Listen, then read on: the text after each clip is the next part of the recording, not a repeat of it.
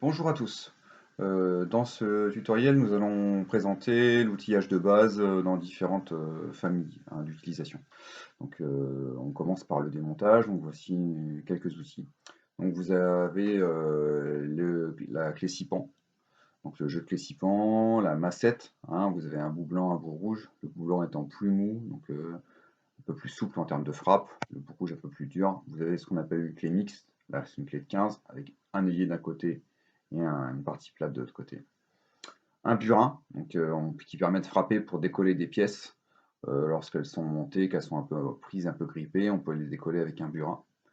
Tout en bas, vous avez une clé à sangle, donc en fait elle permet de démonter, de desserrer des éléments cylindriques sur lesquels on n'a pas de prise. Donc là on vient entourer la sangle et on permet par levier de décoller l'élément en prise. C'est valable sur des conduits de plastique par exemple. Vous avez ensuite un extracteur 3 branches, donc, qui est là généralement pour démonter du roulement ou alors des pignons. Une pince multiprise qui permet justement d'augmenter le diamètre de prise en fonction de la lumière qui est présente entre les deux parties, entre les deux poignées, quoi.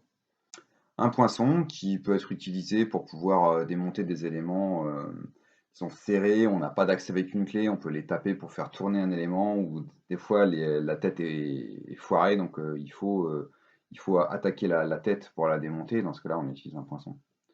Une clé ergo, donc une clé ergo avec ergo sans S, puisque là il n'y a qu'un seul ergo, c'est une clé à usage latéral.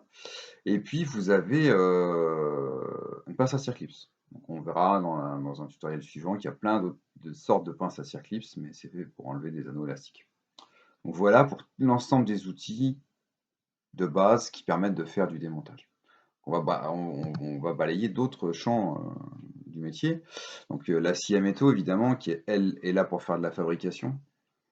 La pointe à tracer, donc la pointe à tracer, elle va permettre justement d'écrire sur de la tôle, quoi, sur de l'acier. La lime, elle permet de finir, d'ébavurer, de faire les finitions. On retrouve le poinçon, qui est aussi un élément de fabrication qui permet de pointer avant de percer. Donc on fait son trait à la pointe à tracer, hop, on pointe, on frappe avec le poinçon pour faire le point d'accroche dans la tôle, et ensuite on vient percer.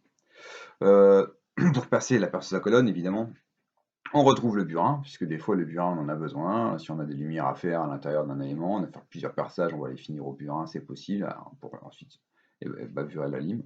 Et on retrouve le filetage et le taraudage avec les tarots et la filière. Donc, tout ça sont des éléments de fabrication, des outils de fabrication. Des outils de mesure aussi, évidemment. Donc dans mesure, on va retrouver de la mesure dimensionnelle avec un réglé, avec le pied à coulisse, qui sont des choses qu'on découvre très rapidement lorsqu'on arrive en formation.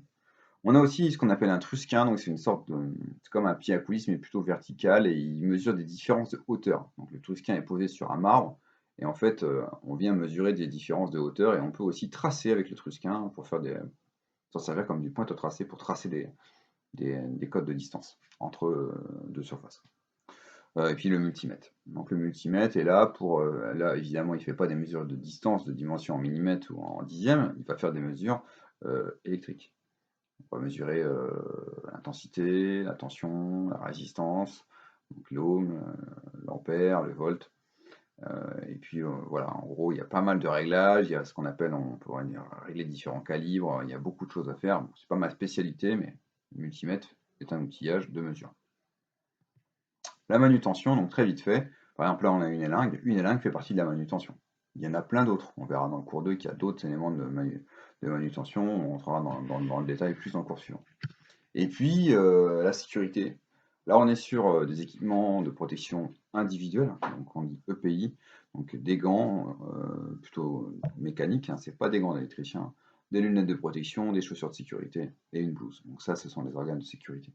Donc voici ce petit tuto concernant les outils de base et surtout leur famille d'utilisation. Merci.